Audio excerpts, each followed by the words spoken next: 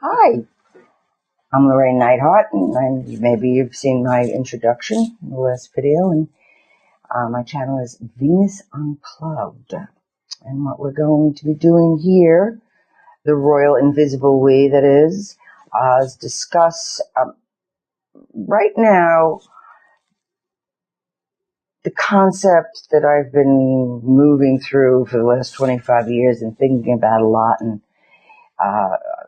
the working name title is The Crucified Venus,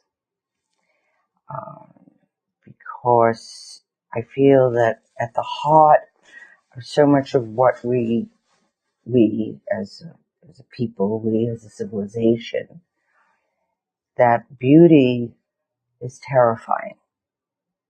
And when I speak about beauty, I'm talking about the principle of Venus, the principle of beauty.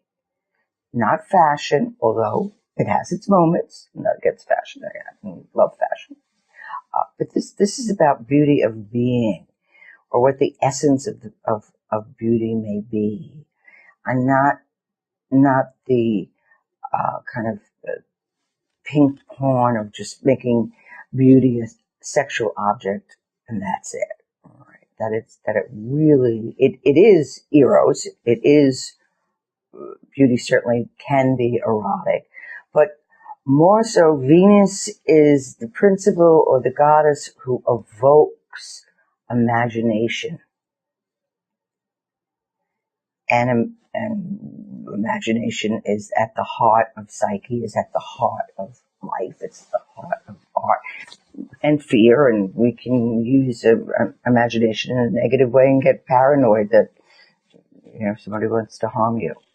Or insightful and they do want to harm you. So, we can use the imagination, our capacity to image. This is why we tell stories. This is why we have art. This is why we through imagination, it's a principle that creates a life substance for Psyche or for the unconscious. And with that, just try for a few people think they may not have an imagination because they can't think of cartoons or, literary works, whatever, but they can always imagine because they can imagine, once again, being afraid. And if there's really no fear except the imagined one, all right, or you can provoke or engage someone's imagination to produce fear. And when there's nothing there, advertisement is always producing imagination. If I get that car or I get that trinket, I'll be Miss Cool and get exactly what I want and rule. So basically, that's what so much of the stimuli of this world is about right now. Something is always being sold to what? To our imagination. It provokes images. We'll be more beautiful. We'll be better liked. We'll be feared. We'll be loved. We'll be better writers. Whatever it is that we want to do, particularly creatively. The resistance, the imagination. And by imagination, I do not mean make-believe. The imagination is an image-making dynamic within the unconscious. Most of the time, we don't even know what's going on. That's also what subliminal advertising and thinking is, or suggestions, all right? It so often in our imagination, we're not realizing how we're being affected. So this crucified Venus that I am attempting to share, hopefully in because it's not linear. It's more like a labyrinth that goes in and out and around and through, because the way of an archetypal world, okay, is that way. It's not a plastic world. It moves and twists and turns. It's There are principles, but they're not hardcore rules and regulations, particularly with the archetypal Venus. So the story, the myth of Venus, or the birth of Venus, I always check out the pedigree of the gods and goddesses and their storylines. She's born from the sea, from her castrated father. So in some ways, it's the motherless feminine. It's not a feminine that comes. It has neither mother or father. So she's born from the foam of the sea, and so water and the principle of water and water affects us. The healing that water has. Sometimes we can be so stressed about something. If we just take a bath and throw some sparkles and candles and whatever it is around us and have this atmosphere, our suffering will be eased because we can imagine that we are the water.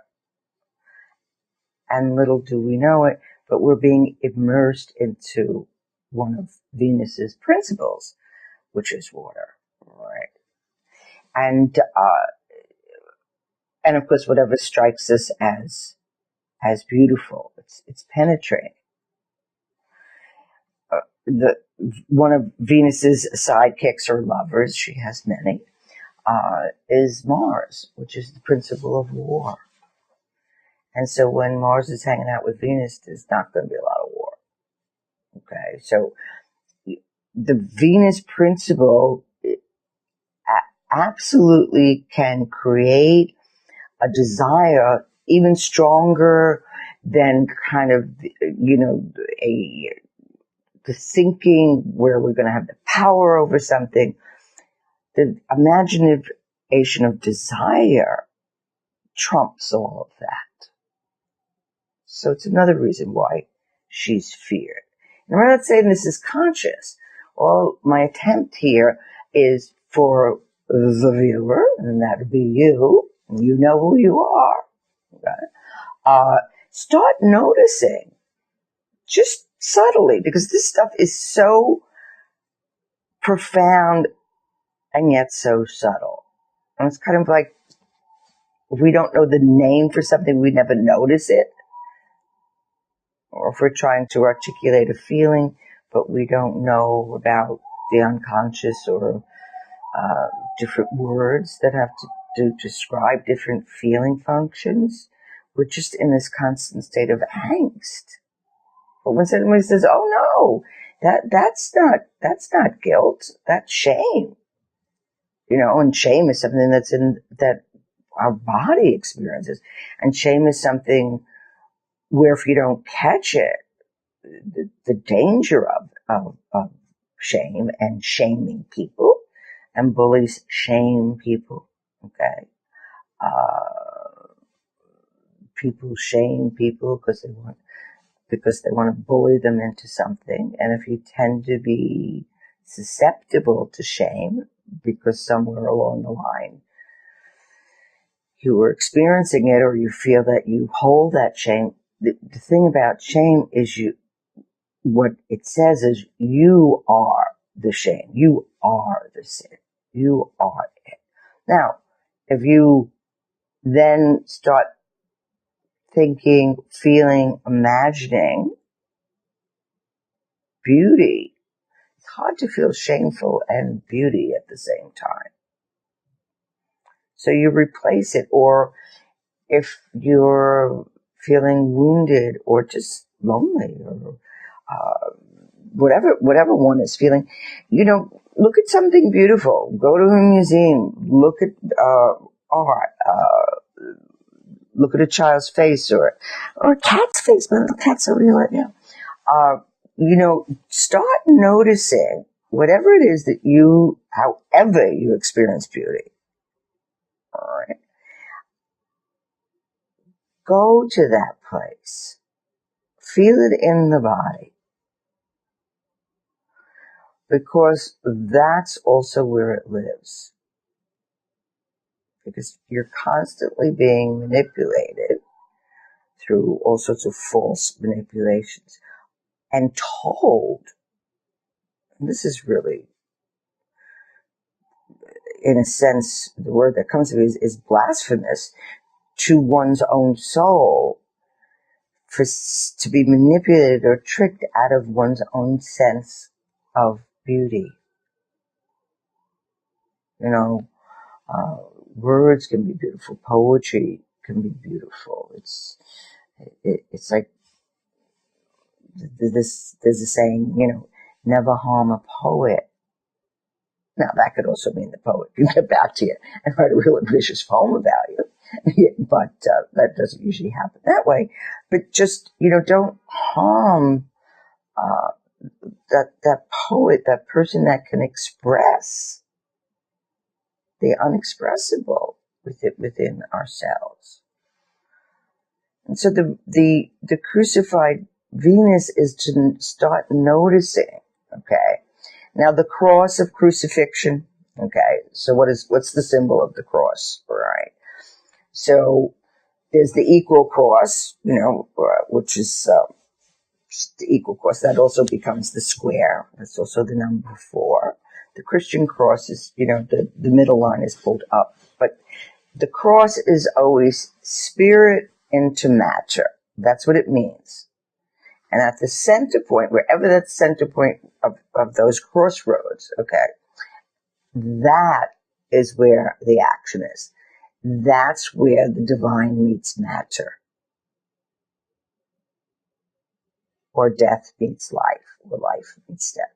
It's at that point. So when we're feeling crucified, which very often we're feeling, particularly when life, it's not so much the cosmos. Life has a lot to do with what's going on.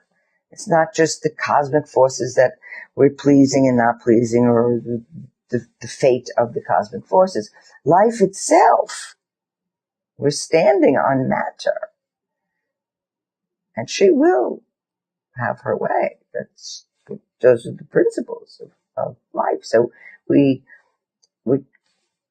seeing all this ecology and what's happening in the world, and that there's great changes.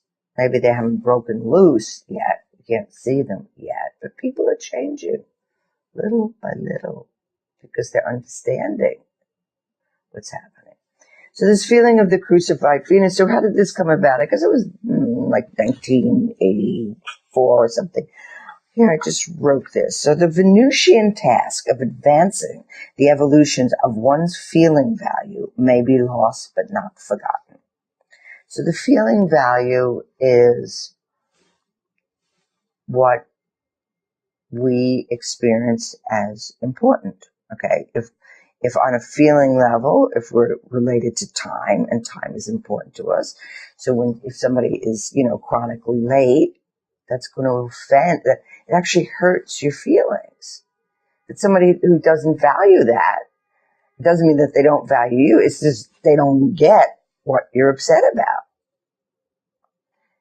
And they may never feel it, but you can say, I value time. And I value the structure. So when, you're 45 minutes late or whatever the issue on time may be, okay, or you make a promise and you don't give it in a timely manner, okay, or, you've offended someone's feeling value. Feeling values aren't always emotions, okay, and, that's also what happens in arguments, particularly between lovers. You both have different value different things.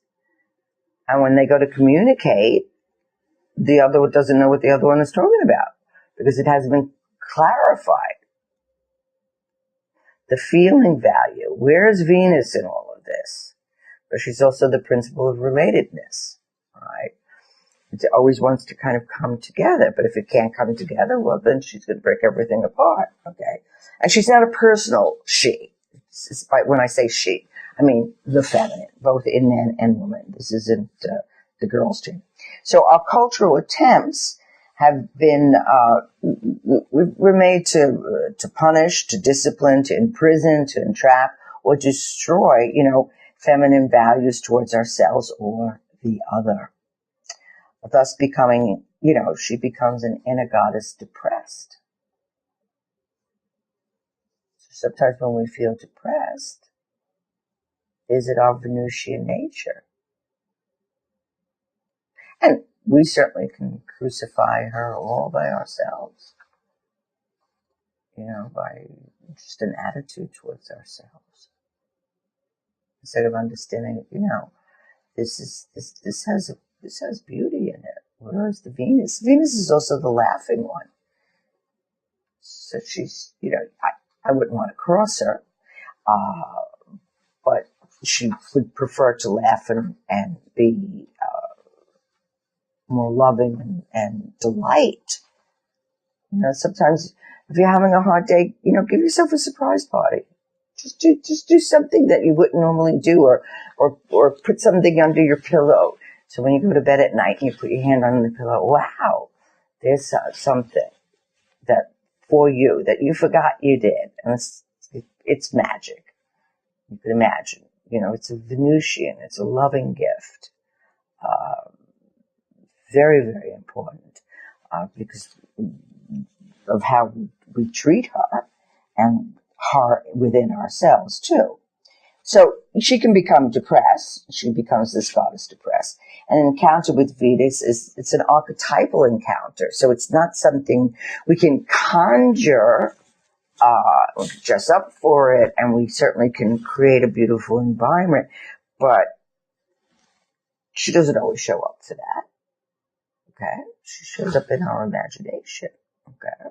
Or you'll look at something, let's say there's 12 different glass vases, right? But there's one that's got a little magic, a sparkle in it, something. They're all exactly the same, except for this one thing. One is holding this, and you see it because you see it with your inner perception. You see it with your imagination. You see it through your solar plexus, which is your second brain. And that is the brain that perceives almost psychically. Like sometimes when you get, especially when we're children, children are so aware in their solar plexus. And when they get a stomach ache or they don't want to eat or whatever, something's gone on, something has hit them, something has struck their principle of beauty or breaks apart the relatedness. Or we're going to be having a lovely dinner conversation with someone, and they say something that just, it hits you in the solar plexus. And then the next day you may wake up in a bad mood. So if something happened, it can happen with one word that disconnects. All right? And it's not a mood. You're not being moody. I mean, some people are being moody, but in general, it's not. It's something you don't know the name for the experience that you had. It could be an archetypal seizure. A complex could come up, or that's also happens in communication. Two complexes at one another. It's like if one person holds a strong Hera. Hera was I don't know how dutiful she was, but the dutiful wife of Zeus. And it was the home, the power of the wife, the power of the mother. And Zeus was a little scallywag. I mean, he was just running around and he'd be Zeus the god and he would shift into ducks and geeses and donkeys or whatever he wanted to mate with. And, this just drove Hera insane. And a woman who has a strong Hera, she's going to stand for, marriage and the right way to do it, everything, and what has to be. She's power hungry. If you're having a conversation, if a Hera and a Venus possessed woman are having a conversation, well, they usually don't hang out with one another for starters. It's like Marilyn Monroe and Jacqueline Kennedy. It's like two different, and you see, be the same man, but that they're with, but it's two completely different energies. So we see it in our culture. Or we cheapen the Venusian. Well, she's just, the hoe. Well, you live without it. Not going to work. It's another thing we do. The principle of Venus, yes, it's eros. Yes, it is erotic. It's not necessarily sexual. And when we objectify it, make it sexual, we're missing the principle of the beauty of and that's part of a crucifixion too. And I think the awakening that's happening in our culture sexually, where some people thought it was okay to act in a certain way. And it was a disrespect and a crucified Venus. Just putting her on the cross of matter. She has no worth except for whatever somebody else wants to give her. That shit's not flying anymore. Now, it has to come up in an explosive way, and maybe not even always a fair way. But if it doesn't happen, it never happens. And the more we push something down, you don't want to be around on the day that it blows. And it's going to have to live somewhere. Good and evil are not opposites. They're soulmates. They belong together. Now, I know that's a little scary, but that's what integration looks like, where you can see like, wow. Rather than just, and when I say good and evil, I don't mean it as a judgment. I just see it as an opposite. All right? Or like, well, evil is, life spelled backwards. That's one way we could look at it too, where we start playing with these images in ourselves, the Venusian imagination. Where do we see the destruction? Where do we see the co-creation? And if we can hold that in our imagination without running off into some half-baked judgment, which is Hera, we're going to have something very creative come out of that. And that's what part of Venus Unplugged is about. All right. Now, if we repress the Venusian principle, well, an angry Venus. So I have here an encounter with Venus is an archetypal encounter. So an archetypal is when it takes us over. You really don't have any control over this. And when vexed, Venus becomes destructive. When related to, through authentic feeling values, she becomes a muse and a mediatrix for our own inner world, and she becomes in some way this kind of shining stranger within, because the Venusian principle is the golden one. That's the whole, magic of blonde hair. It's an unconscious Venusian image, and she's imagined in many cultures as the golden haired one. So, hair products know this, and they play on the imaginative. And then if you have golden tresses, you will be attractive. And most of the time it works until you wake up. You still can have your golden tresses, but it's not your golden tresses. It's your principle of being able to hold beauty. And there's beauty in tragedy. I mean, if we're not freaking out, if we can hold, or there's this tragic beauty in grief, if we don't completely collapse, which is certainly easy enough to do. But when we can hold it, we're not trying to make it beautiful. We're not going to color it. It's not denial. It's very painful to be in the presence of authentic beauty, like the beauty of death, or the beauty of grief, or the beauty of beauty. Because this universe is infinitely beautiful. It's just like one more beauty after another, after another, after another. If we could imagine that. or if we see the beauty of geometry or nature, flowers, or the phi ratio, or any of these things. This is infinite beauty.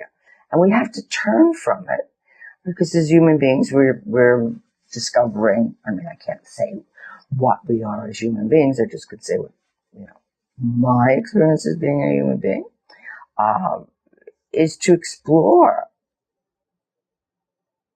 Very easy to criticize or say it's ugly. Or it's very hard to say, wait, I'm going to look at this a little more. Or I'm going to go deeper in this conversation. Or I'm going to go deeper in the conversation with myself. Or I'm going to have some active imagination. When we get the active imagination is when we we figure out what the opposites are. That's whatever our problem or issue is. Okay. We have a conversation. Well, one says, you just follow the commandments of, the unspoken commandments of family. All right. But you're a gypsy at heart. And you need to run with the wind.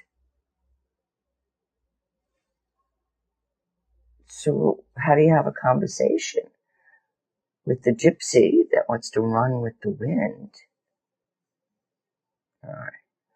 And the family that you love, but it's a very small circle. If you get trapped between those two, that's depression. And depression is just a pushing down. And sometimes the soul will give us a depression because it wants to put us on hold. It just kind of wants us to just chill your jets, man. Your ego's getting carried away with it. All right. Or the ego or opinions would say, you think that's beautiful? That? It's like, yeah, I thought it was kind of beautiful. All right. When someone disagrees with what they see as beautiful, it's wild. All hell breaks loose. Somebody's crucifying somebody. So these are very general, kind of just to get you, if you wish, to think about beauty in another way. And to say, where do I crucify it? Where do I burn it? Where don't I let it run the gamut, or the freedom, or the imagination, or it can be, just in very simple ways, because Aphrodite or Venus is also the principle of laughter. And boy, you can get really in trouble if you laugh at the wrong time, even though it's really funny. We have to crucify her. We can't laugh, even though this person is being a raving, limited person that wants us to believe. You got to do it this way. Okay. And the thing that we laugh the hardest at has always got shadow material in it. We all know it. That's the thing that we're going to laugh at because we see that it's a human condition that we all know about. So when somebody, is strutting around and thinking that they're perfect, and then they step in shit or trip or something, we're all going to laugh. Why? Because that is the shadow of life. And that's also Mother Nature, who loves humus, loves the dark, loves the moist, loves hidden places, loves the mystery. So it's when you look at shadow and light and the mystery of what, in a sense, and beauty can just break your heart. It just breaks your heart open because you're in awe when you're like at the beauty of something. your heart is breaking open. It needs more room. Your aura needs more room. You need more room. It's just it's a very simple exercise. Just imagine how far do you think your aura goes out, and then throw in another 40 feet, and maybe you'll be close and have enough more room to live, because we get smaller and smaller and smaller, and then our energy field gets smaller and smaller. So if we need more of a luminosity or a nimbus, just imagine it goes out.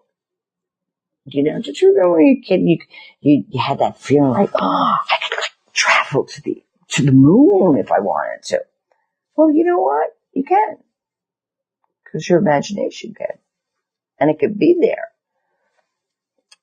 People say that's not reality. Well,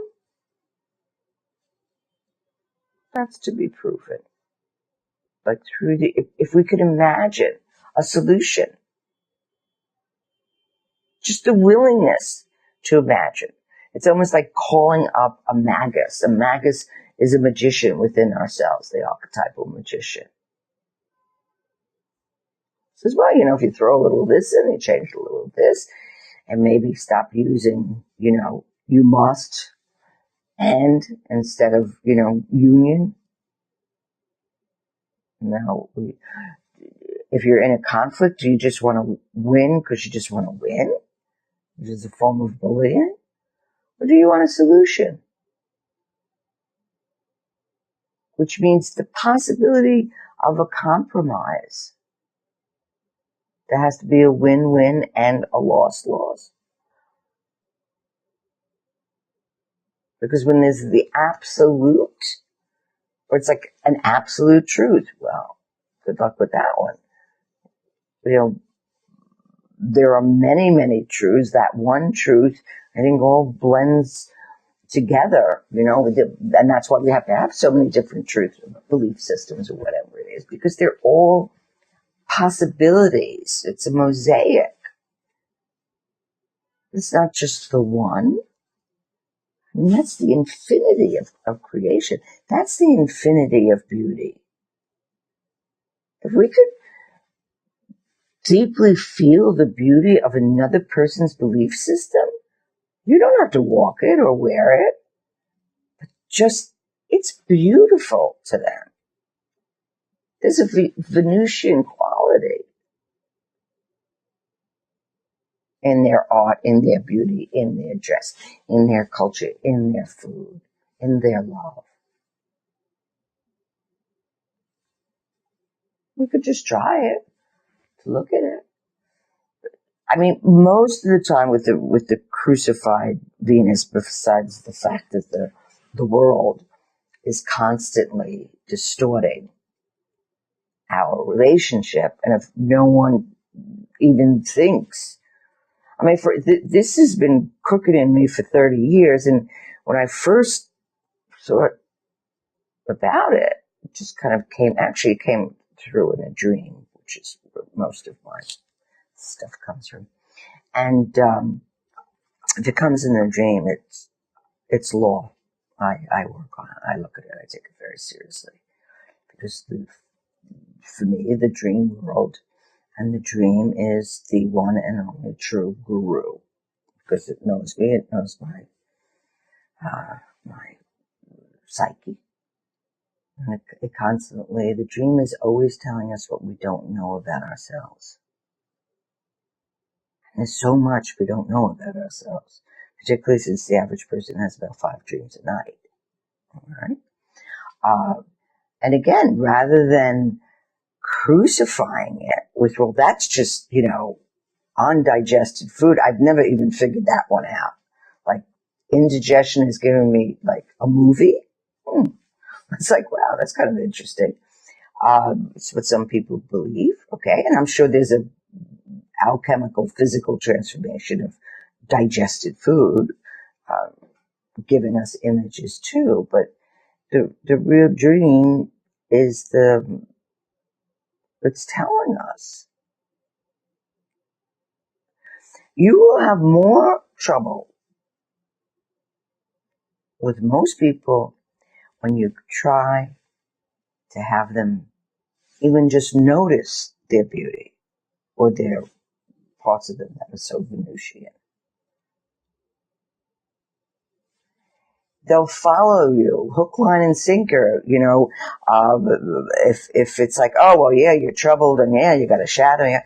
Well, we have all those things too, but you want trouble? You want to have a fight with somebody, or you want to see somebody's resistance? Try to get them to see the beauty you see in them. Just an experiment. And you're going to be surprised. Or with yourself. Somebody gives you a compliment. And you talk the person out of it. What are you doing? Venus has come through. You're the carrier of that for that one split second. The other person sees it, and it's like the holy of holies. It's divinity in action. It's beauty, the presence of. And we crucify her.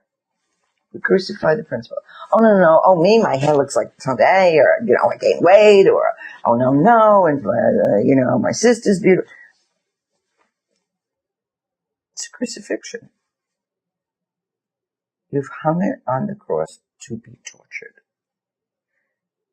And it can't live in ordinary life where it belongs. And that's part of what we do. So it's a reframing, of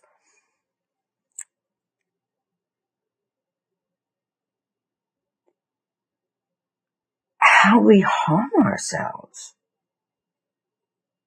And it's like, people can feel that, well, nobody really loves me. I said, well, look what you do when somebody tries to give you a compliment. You throw garbage back at them. You tell them they're wrong. You basically tell them they're a liar or crazy. You think I have this quality? Oh, something's wrong with you, man. I don't have this quality. Really? Just notice how many times a day you crucify the internal Venus. You have a choice. It takes practice. I'm not saying that it's some people are naturally prone, right, because beauty is heals if you let it. If you can't see it, even though you're looking, you can't perceive it, even though you're perceiving. Your Venus is still on a rock somewhere. All right, you got to take it out and say, why can't I? Or let's say jealousy or envy is the destroyer of and the crucifier of Venus. And somebody's jealous, they want to destroy the beauty that you admire or love or relate to another in this imaginative way of beauty. That's crucifixion.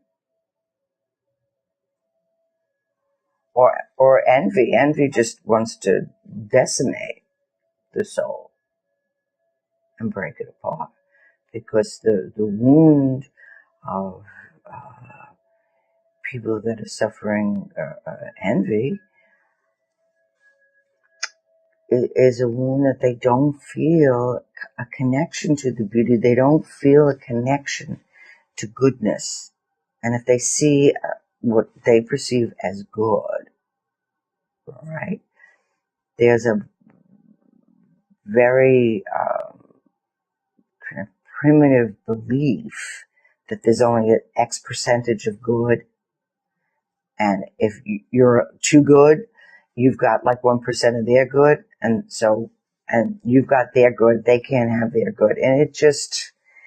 And people don't call it envy, but that's what it is. We need to know the active ingredient in the exchange. And somebody can just raise an eyebrow, and we're going to wake up in a bad mood the next day. Or that evening gets ruined. Something will happen. We will not be able to see because Venus has been crucified. A child comes in, filled with life itself. It's like, well, what are you so happy about? The kid's just filled with life and imagination. And someone spoils it. Or why are you showing off? Or they're proud, of themselves. They feel good about themselves. Well, who do you think you are? Those old ways that we crucify the principle of beauty, this Venusian energy. When we don't let our imagination roam, whether it's in laughter, whether it's just looking out towards something, just allowing something to stir us. And we don't have to buy it, and it can't be sold. But just look at how much, just in commerce, Venus is being sold and bought. Or the promise of her charms. Or the power that she will have over, and the age that she is, which is infinite. It's just ageless. And when you could see beauty, because it's something that you can slowly develop, and I think one of the ways it can get developed is when you realize how much we crucify her in our own imagination. We don't need help. There's plenty of help around. Or we won't allow something to grow in its own nature. Or we just look at food, how they GMOs and purify it and everything. And, if you ever really saw like a real potato, they're pretty strange. They look like little UFO aliens, okay? Fruits, but they're not beautiful enough. They're not formed properly. So they're thrown away because people won't buy them because that's what they think it's supposed to look like. It's like, wow. So a lot of food being wasted. And nature creates according to nature. But man tells us, now humanity tells us, the man, what it is and what it isn't. And we buy it. We buy into it. If we get these sneakers or these shoes or, I'm sure it even happens, this phone or whatever it is,